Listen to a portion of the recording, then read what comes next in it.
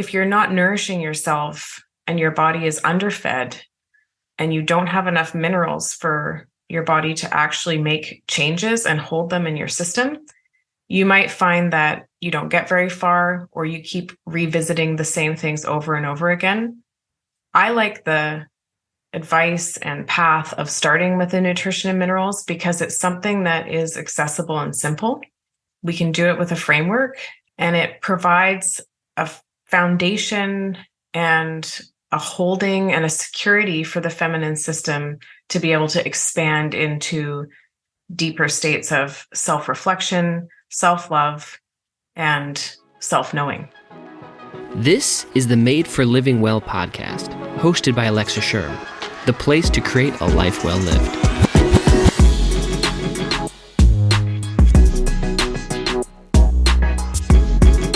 Welcome back to the show. As always, my name's Alexa, and I'm so pumped that you're here.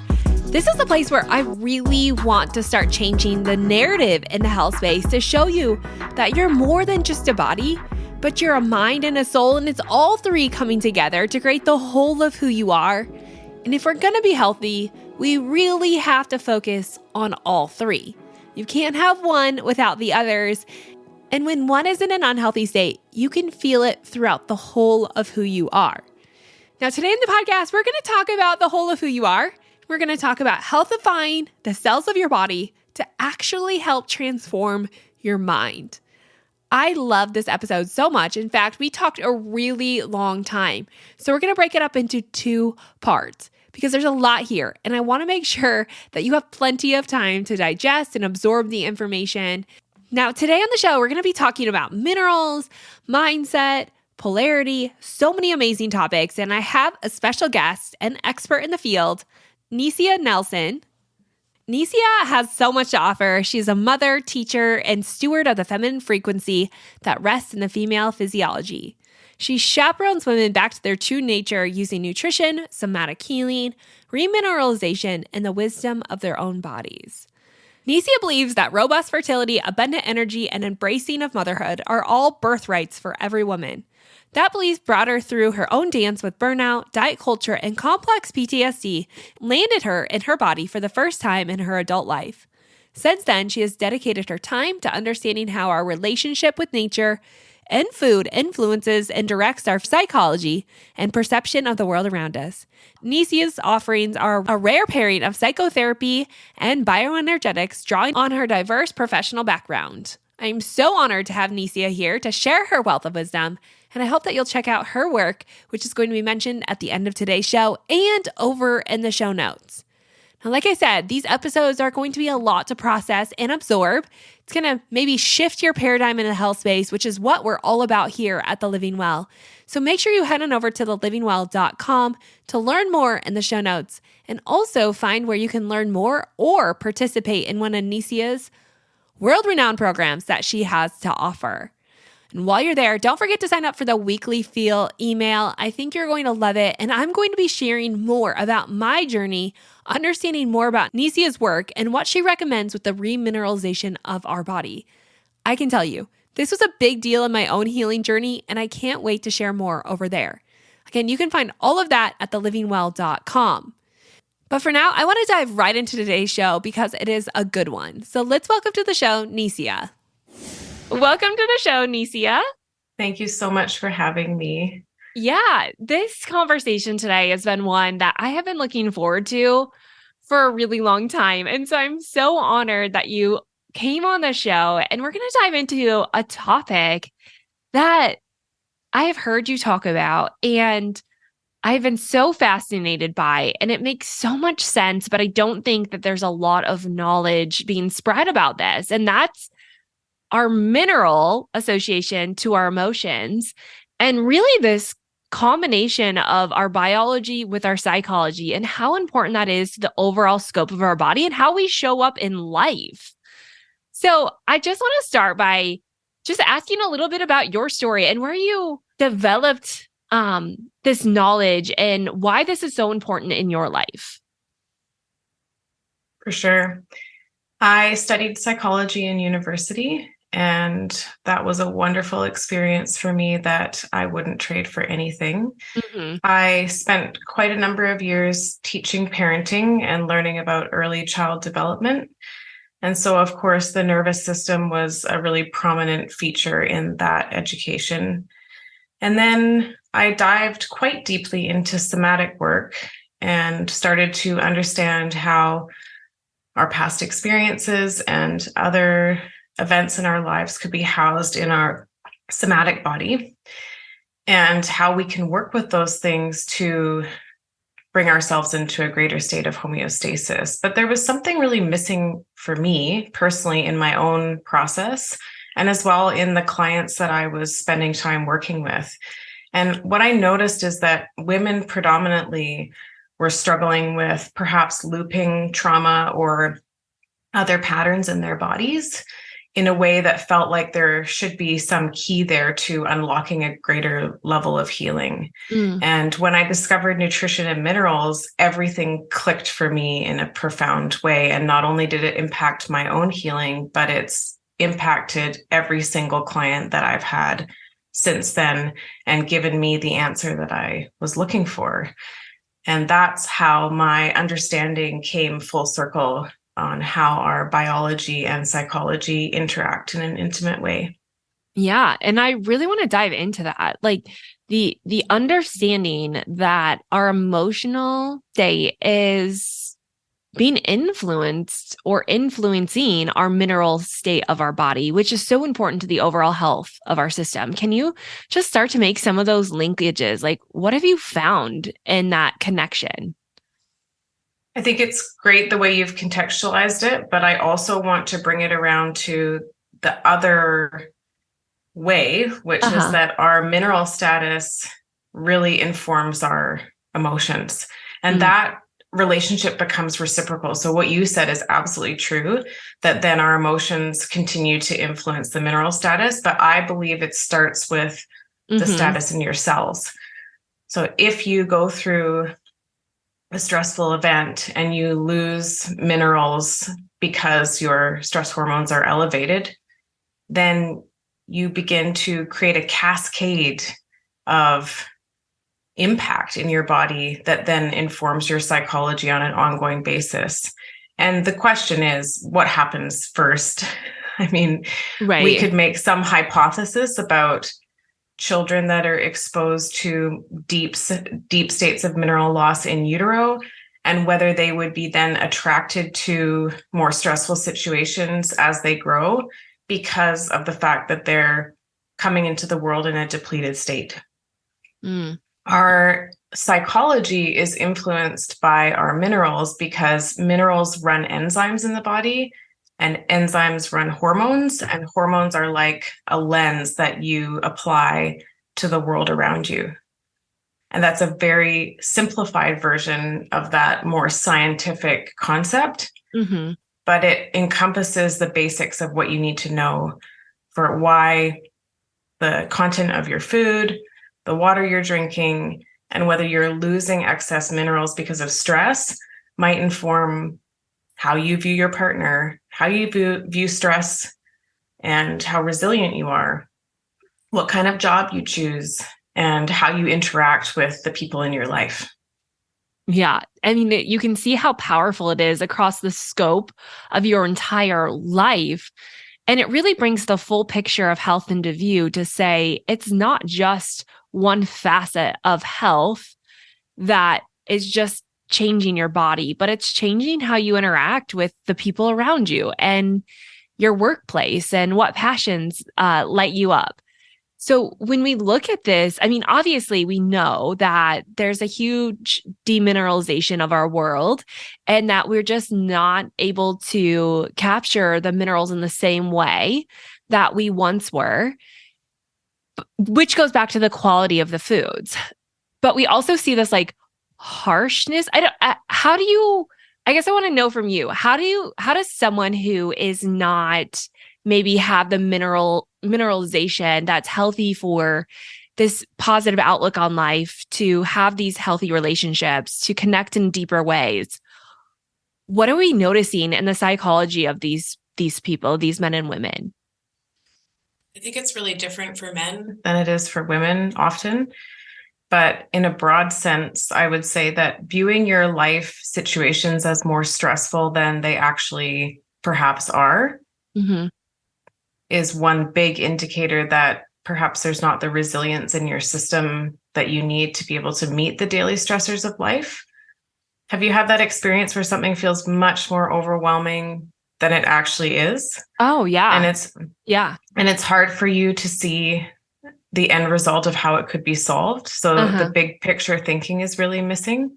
Uh-huh. That Yeah. happens with people who are diagnosed with quote unquote ADHD, is they're unable to view what done looks like. So the task at hand feels really overwhelming to them. Mm. I Mm-hmm. believe ADHD is rooted in a mineral deficiency and some heavy metal accumulation, either from an in utero environment or something that happened in childhood and beyond. And I've seen dramatic healings of these manifestations of what we might call mental illness or clinical diagnosis, Mm-hmm. just using food and proper remineralization. So you might be seeing somebody who on one end of the spectrum has a poor stress response, or they're overwhelmed psychologically by the daily events of life or daily stressors, or it might look like an inability to be present for your children or your partner, or even an inability to see the big picture and find out how to move forward in your life in a sustainable way that honors yourself first and your needs. Often with estrogen dominance, which is driven by mineral underpinnings, you'll see women who are constantly seeking stressful experiences or not able to be present in their bodies and feeling quite overwhelmed with circumstances in their lives. And when you start to work on the mineral basis and bring those hormones back into homeostasis, they're able to face those stressors a lot more without the large emotional lens of, this is way too much. Mm-hmm. I can't do this.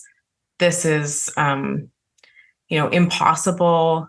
There's a lot of psychological statements that we might hear that when one person says them, you might think, oh, they're speaking out their character. But when I hear that person speaking, I think, oh, they're talking to me about their biology. Mm. Yeah, that's so powerful. Are there certain emotions or states of our psychology that are directly related to a specific mineral? Or is it a general balance of minerals that we need in order to balance our psychology? Does that make sense? Like, is sadness associated with zinc, or is it all of them needed in a balance in order to change that? I feel that there's a lot of parallels that you can draw archetypally between minerals and emotions. For instance, if you see high calcium on an HTMA test, you might see somebody who is stuck in their processing in their nervous system, or they're stuck in a parasympathetic shutdown state where they can't quite face or process the trauma. So there's definitely some correlations with emotional states, but I think it would be reductive to say that certain minerals are exactly associated with only one emotion. So I like to think of it in a more broad sense that, like you said, bringing homeostasis into the system requires balance on all levels. And then I do feel that there is some correlation between hormones and certain emotions. Estrogen has a very grasping quality to it, a fantasy quality. So getting yourself into situations where you're projecting an ideal onto a person, a place, or a thing that isn't in line with reality. And that keeps happening over and over and over again. This happens in dating quite a bit. And progesterone carries the quality of big picture thinking, possibility, proper holding and containment of what you've grown and accomplished in your life. So things are wonderful when they bloom, but you have to be able to hold the expansion as well. And that's what progesterone gives us. So there's certain qualities that you can attribute to hormones. That's important because for every single woman, for them to be able to start to notice these qualities showing up in their psychology, and then be able to know in a really, really discerning way that those things are not a reflection of who they are. They're a reflection of a moment in time in their hormonal profile, and that can absolutely be changed. A lot of women think that because they're experiencing a certain emotion, that that's who they are as a person, and that leads to them devaluing themselves. It's so important that we are able to discern our feelings from who we are. And I think that the understanding of minerals and hormones and their delicate balance help us to do that in a broad sense. Yeah. I mean, like you said, it's just so powerful in changing the story and the paradigm that we've set before us and helping us to move forward in healing and health.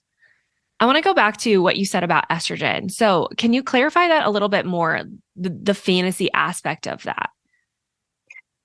Absolutely. My dear friend Paris Hodges, who you can find on Instagram, has some pretty good highlights that I believe she's saved. So she really dives into that topic. But quickly, there's a tangible sense of projection and a adherence to something that could be that underlies the frequency of estrogen. And if you think about how that could apply in a wholesome sense, it makes complete sense, because when you conceive a child, estrogen is the hormone that helps to develop the ovum into a dominant follicle, release it, and grow it into something that eventually becomes a child. So being able to proliferate and grow is really important. And being able to see what something could become is very important. These are not things that we need to demonize, even if we're looking at how estrogen can be hard on a woman's system when it's imbalanced. It's important to see the good qualities of estrogen and how it plays a vital role in our lives. The key is that you don't want to be projecting those things onto situations where it's not helpful for you. So in the more shadow side, that can look like, proliferating or growing something in your own psychology or in your relationship to somebody else that really is inappropriate for the time and place or not very good for you. And fantasy is one of the ways that that happens. We all know that sometimes women can be caught up in states of emotion where we go someplace in our psyche that just isn't in alignment with truth. Something as simple as suspecting that somebody has done something to you that really hasn't happened. And I think any woman who has had a menstrual cycle would say that they've experienced that one time at least in their life.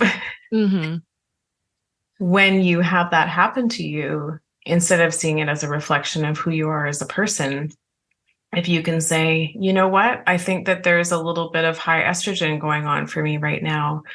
I'm going to up my intake of carrot salad. I'm going to go and sweat in the infrared sauna, move my body, consume really high quality animal protein, enough that my liver can do its job to excrete those estrogens, and look at the state of my microbiome, which could be recirculating the estrogen. Use things like castor oil packs or other tools to bring balance back to the gut. And maybe you see that pattern shift a little bit and start to make the connection between something that you thought was real and something that was simply happening in your body and expressing itself. So what I love about looking at the human body that way, especially for women, is it brings you into a deeper relationship with your own biology, which is what every single woman is seeking. Really, when we are honest with ourselves, so much of illness for women or imbalance actually brings us, if we're willing to go, into a deeper relationship and knowing with ourselves that can just be a lifelong process. So those symptoms of high estrogen can lead us to thinking things or feeling things that are not in line with the actual facts of the situation. And so we're projecting something from our biology onto another person. And progesterone is the antidote to that. When it comes into balance in the luteal phase, you can really feel a tangible return to, this is all good. Mm-hmm. I can hold this. I don't know if you've ever had the feeling of, you know what? It's not a big deal. Mm-hmm. That's a progesterone feeling. Mm-hmm. So when we talk about rebalancing this, can this be done with how we speak to ourselves plus remineralization, or what does healing Absolutely. look like? Yeah. Like What is where healing like? is it first remineralization, or is it both together, how we talk to ourselves and how we nurture ourselves? I mean, obviously there's a component of both, but does one have to come first? This is the best question, because I think it's the one that every single person who seeks healing is asking. Mm-hmm. You know, what you're summarizing when you ask that question is, where do I start? Mm-hmm. Everybody wants to know, where do I start? Where is the path? Where is the opening? I believe that nutrition is foundational for women. So it's not that there has to be one place in particular that you start, but if you start down a road of healing and trying to change your psychology, which rests more in the upper chakras of your body, if that's a system that you relate to, then if you're not nourishing yourself and your body is underfed and you don't have enough minerals for your body to actually make changes and hold them in your system, Mm-hmm. you might find that you don't get very far, or you keep revisiting the same things over and over again. I like the advice and path of starting with the nutrition and minerals because it's something that is accessible and simple. We can do it with a framework, and it provides a foundation and a holding and a security for the feminine system to be able to expand into deeper states of self-reflection, self-love, and self-knowing. Mm-hmm. I would recommend that every single woman starts with basic minerals, magnesium, sodium, potassium, making sure that those are being brought in adequate amounts, and a really good food foundation of over 2,500 calories a day, and then see what happens. Mm-hmm. Once you're eating that way and you've established those habits, see what starts to come into your consciousness as a natural result of nourishing yourself. And that will give you a really good idea of what the next step down the path is. Mm. And you can trust that step more because you've created the foundation container for your body to be able to tell you what it is. Then whatever it's telling you becomes less risky because you have that support, that grounding almost. And more in alignment with truth. Mm-hmm. Because if you're not eating well, if you are abandoning your basic needs, how can the feedback from your body be informing you in a true way? Mm-hmm. So to align with truth and to resonate with truth, we need to come back to the basics of our biology. Mm-hmm. The basics of your cells, like magnesium, basically is the most foundational mineral for the synthesis of ATP. You can't make energy without it. Mm-hmm. So if you're deficient in making energy, what will happen then as a result of your self-reflection process might not be indicative of a whole body holistic process. Whereas if you have enough energy and you're giving your body what it needs to be able to self-reflect in a sustainable way, then what you receive in return is going to be a lot more clear. Mm. When we talk about the remineralization and having this foundation, I mean, first and foremost, you said 2,500 calories, which I completely agree with, that we have to be well fed. But I still know that there's a lot of women who are listening to this thinking, I just downloaded an app for the new year and it told me to eat 1,200 calories or 1,500 calories. There's a massive fear of calories, which neglects the nourishment. Can you speak to that and help bring peace of mind that a calorie is not necessarily just going to put on all of this weight that women so fear. Like fearing that is only accentuating the problem. I honestly believe that the weight gain has to become less important than the feeling of whole body wellness. Oh, yeah. And that's what I was going for anyways. Yeah. Yeah. Some women might gain some weight. That's just the reality of a metabolic healing journey. It doesn't mean that we're sanctioning women becoming unhealthy in their systems, but the human body, especially the female body, is meant to have some protective fat around the abdomen. Maybe not so much for men, for women. That layer of fat protects the uterus and the reproductive organs. And so sometimes women have such a distorted view of what health looks like because they have been used to existing in the realms of diet culture and all the images that they see online of women with six-pack abs, that they really have no frame of reference for what a well-fed and healthy woman looks like. I'm probably 4 sizes bigger than I was when I started my metabolic healing journey. And I am the most at peace and calm in my nervous system that I have been in my entire life, including my childhood.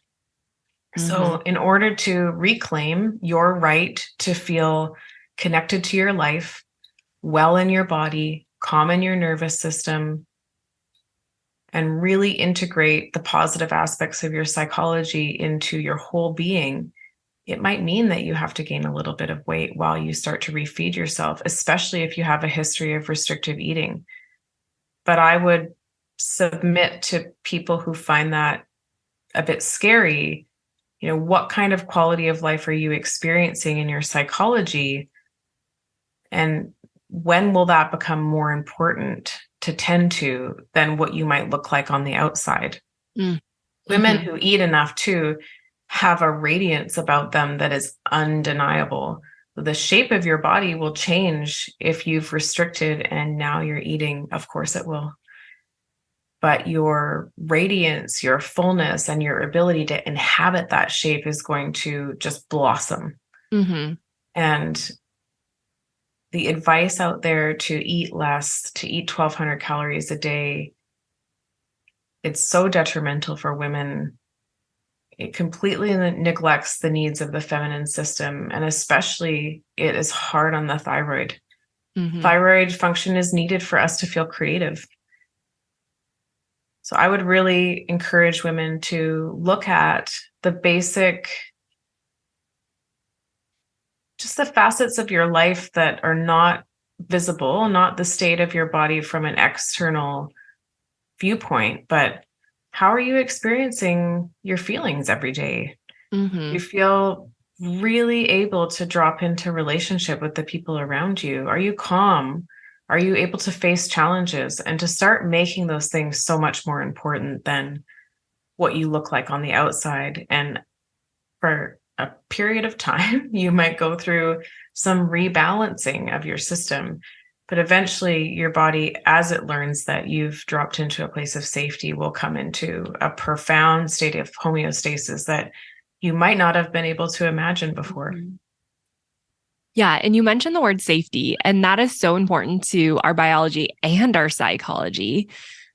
And it's one that we often neglect in this, what I always consider is this outward approach to fixing our internal needs. And I think we just have like that equation wrong, right? Like I think when women think of trying to lose weight and being so concerned about their external appearance, I think they think in coming to that they'll fix their psychology. But it really does more harm, like you said, than good. And it causes a lack of safety. Can you talk about this need for safety inside of the body and what in our life creates that for us? We live in a profound time of external seeking of safety. And the provision of safety is basically marketed to us as something that other people can give us or that we get through external means. And I love that you touched on coming from the inside out first, because that really is how women establish safety in their own bodies. And that's the skeleton key to healing your childhood as well, is to establish that for yourself as a sovereign adult. So a lot of the time, you're absolutely right. Women look at pictures of somebody online, and then they see that that woman is a proponent of over exercising or some sort of other restrictive practice. And they think that because she looks happy in the photo, or because she's marketing herself as well, that that means that she is safe in her body. And I would really encourage women to be critical of that process. Safety is something that's established at a cellular level first. So when you're in utero, the sense of safety that you have based on your mother's basic energy production, how well she's nourishing herself, and perhaps what her experience in utero was, is the thing that sets your imprint for your basic state of, let's say, just like your baseline safety. Birth experiences have a huge part in that. And that's something that is worth going back and examining if somebody is experiencing states of unsafety in their nervous system. Sometimes it can go back that far. And then looking at your childhood as well. And if you want to do all those things, you have to establish metabolic safety first. The way that you communicate safety to your cells is with nutrients and minerals. So we are telling our body, when we take in ancestral foods that are nutrient dense, it is okay to be here right now. I have enough. Unsafety is, I'm not okay. I won't have enough. It's not okay to be here. The taking in of minerals communicates to our cells and all the processes in our body, it is safe to be here. We're going to run a baseline of homeostasis, and then we can go from there and expand into unpacking some things that perhaps have contributed to layers in our nervous system that have informed a state of unsafety in our adulthood. Yeah, I like how you show that the support of our biology is so necessary in healing the psychology aspect of that. And I'm sure there's that process when you go into the psychology healing and healing, like in my own personal journey, healing some of the childhood wounds and the places that I've really held on to that caused me almost to live in this survival state for so long, because it was so much work to hold on to all of this emotional baggage, so to say, while also depleting my biology. Like it was just, I mean, incredibly exhausting, right? Like no wonder we're sick and overwhelmed as a society. Like there's so much that we hold on to that's harming us. But as you're saying, and correct me if I'm wrong, there's the metabolic aspect of like creating safety within our biology and our metabolism and fueling our body with what it needs to then go through and unpack the wounds that we carry. Absolutely, because you can't go into that process in a full-bodied way if you are depleted. That's kind of the ironic thing about stress, is stress creates more stress. And the more stress is present in a feminine system, the higher you see estrogen raise and cortisol raise. They're synergistic together. And cortisol does that to protect us, but it's not something that should be used long-term as fuel. And when it is, it burns out all the minerals that the adrenals need to run effectively. And it competes with progesterone. And then that drives a further state of stress in the body. So biological stress creates emotional stress, and the emotional stress creates more biological stress. And that's why it's so hard sometimes for women to jump out of that loop. Yeah. Like you're saying, they just can continue on and on and on until you're ready to experience something different. And I have not seen women be able to really unpack those things and change those patterns until they are able to start with the basics, start to refeed themselves, get nourished, bring in minerals, create habits, structure, something predictable for your body to rely on, because trauma and nervous system dysregulation are founded on unpredictability.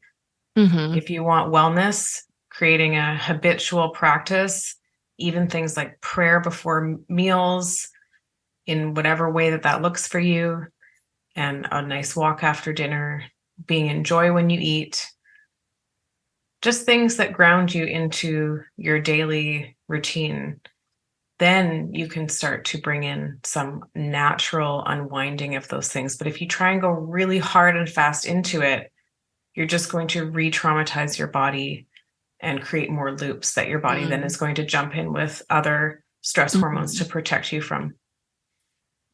Yeah. Our bodies have such a powerful way to protect us. It's all purposeful. Yeah. When you start the psychology aspect of it, and I know you're doing somatic healing, which maybe you can describe that a little bit for those who don't know what that is. When you help someone start to unravel this and unpack this, because I do think a lot of people feel like they're going to re-traumatize themselves, or they're just going to walk back into the pain. How do you help someone start that process and get through that process and come out the other side of the process healthier? I definitely feel that women need to be in 6-month or year-long containers of exploration when they're going through such a deep process that way. And so I don't work in less than 6-month intervals with women for that reason, because they deserve to have the process be slow and medicinal for them, not quick and life-changing overnight. For them to really receive the medicine of their own healing takes time. So we start with the foundations. Sometimes that takes 4 months for a woman to drop into a place where she's tracking her menstrual cycles effectively. She's able to tune into her body. She starts to make some changes in how she's eating. She's bringing in more minerals through food. She's noticing the posture of her body when she's eating. Even small things like eating on the run versus sitting down and eating for 15 minutes and taking time to feel into chewing your food, digesting your food, and setting aside space for yourself so that you're not trying to do 10 things at once. Habits like that can take a lot of time to establish, as much as it sounds funny. And then moving into bringing in some practices to start to tune into what is naturally occurring and coming up in your system. Because a lot of the time we take a prescriptive program, framework, something that we've seen on the internet, or a 12 steps or 3 steps, and we try and apply it to our life. But when we do that, we miss the wisdom of our body. I like women to drop into the wisdom of their body through re-nourishment, create a really good foundation of structure, routine, nutrients, minerals, and then start to listen deeply to what is coming up for them and presenting itself that wants to be unwound first. It could be something really surface, like, I said yes to this job 5 years ago, and you know what? I really haven't been happy. And the first thing that I need to do before I start to dive into my childhood is to change my environment. So sometimes the structural changes come first, after the foundations. The structural changes come along, and we reorient the circumstances of life to be more supportive to that person's general returning to themselves. Change in job, change in relationship, change in structure of family. Perhaps they were working full-time and trying to raise 4 kids. Okay, we're going to move out of the city, take a different approach to home and family, and I'm going to stay home half-time and take some time for myself. So these can look like various types of structural changes, but I find that usually comes after the nutritional part is well established. After that happens, then sometimes when those pieces are in place, it just creates so much more of a window for a woman to walk through to start to unpack these childhood experiences or things that have happened to them that have created the dysregulation in their nervous system in the first place. And then those changes tend to be anchored in a way that is lasting, where you'll hear a woman say, I really feel like I've moved past that pattern for good. Mm-hmm. Or when it comes up, I can view it objectively and I don't get pulled into it the way I used to. I see myself as an observer of my life, not that I'm in it and it's a reflection of who I am necessarily in every single circumstance. Mm-hmm. So there's those distinct phases that I see happen with women. And it usually takes 6 months to a year to really see those processes land in their system in a way that will carry them forward for a long time. Yeah. Do you feel or do you find that once women start to really dive into those, that they have to, I mean, obviously this is a long process, that it starts to deplete their nutrient base again, and then you have to go through a period of almost refeeding and renutrification again? Or once you have that base and you maintain that base, it sustains?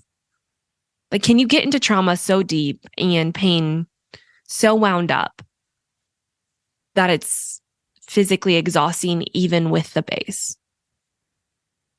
I truly believe that if you set the nutritional foundation first, a few things happen. Number one, you wouldn't go that far into a trauma that would deplete you because your body would stop you before that happened. So you're integrating some self-management wisdom into your system that hopefully won't bring you into that same pattern that you might have had in your past where you go too far too fast. So I would never be leading women into work that would deplete them, because that would be the antithesis to my reason I'm here. You're right. I think you can go that far if you're not careful, but there would be a place where you have a choice to listen or not, and you would be taking a road where you're choosing to go too deeply into something too soon if you were to end up in that place. So hopefully the way healing is happening in a nourished system is really in line with the time and pace that's appropriate for the woman.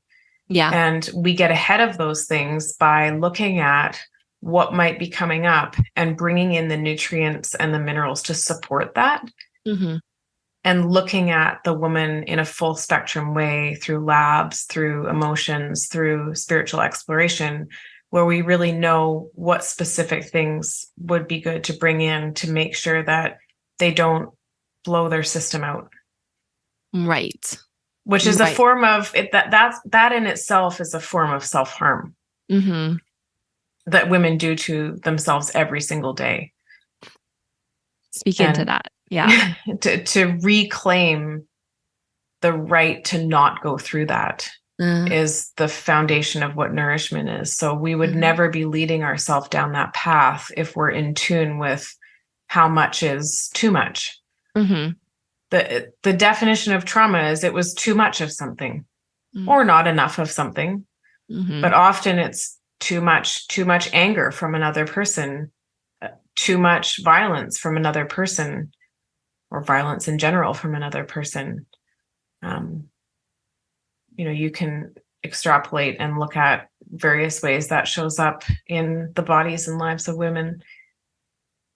But we want to not go into too much. You'll see this with women who just start to refeed themselves and they want to take every single supplement that's out there because they believe that it's the gatekeeper to their healing. And coming back to listening to what is right for your body and choosing the things that are uniquely specific for you is part of that process of healing. So you're reclaiming the right to not have to do too much, be too much, take in too much, go too far too soon. Okay, I really hate to stop the podcast there because there is so much more coming your way in part 2 of this podcast episode with Nisia. And in the next part, we're going to talk about, is talk therapy the only way to heal from trauma? What about supplementation? And what does this look like to actually live it out? To live true to who you are, to live a nourished and healthy life outside of all the other diet pictures that we've been shown. I hope you'll stay tuned because if you love the first part, you're definitely going to love part 2. Now, in the meantime, don't forget to head to thelivingwell.com. Check out the show notes where we dive more into the remineralization of your body. And if you're struggling with that, or if you really want to take things to the next level, you should check out my Metabolic workshop. It's a quick crash course on what it looks like to truly nourish your body from the inside out. You can find that all over at thelivingwell.com. Click on classes and check out the Metabolic workshop. I think you're going to love it. Okay, that's it for now. Don't forget, if you're loving the podcast, make sure you hit subscribe so you're the first to know when the next podcast drops, and also leave a rating and review. You only have to do it once, and it literally means the world to me. If you haven't left a rating and review or hit subscribe, head on over to thelivingwell.com/review or do so wherever you listen to podcasts. Okay, that's it for today. I will be back here in the next podcast with part 2 of this amazing podcast with Nisha.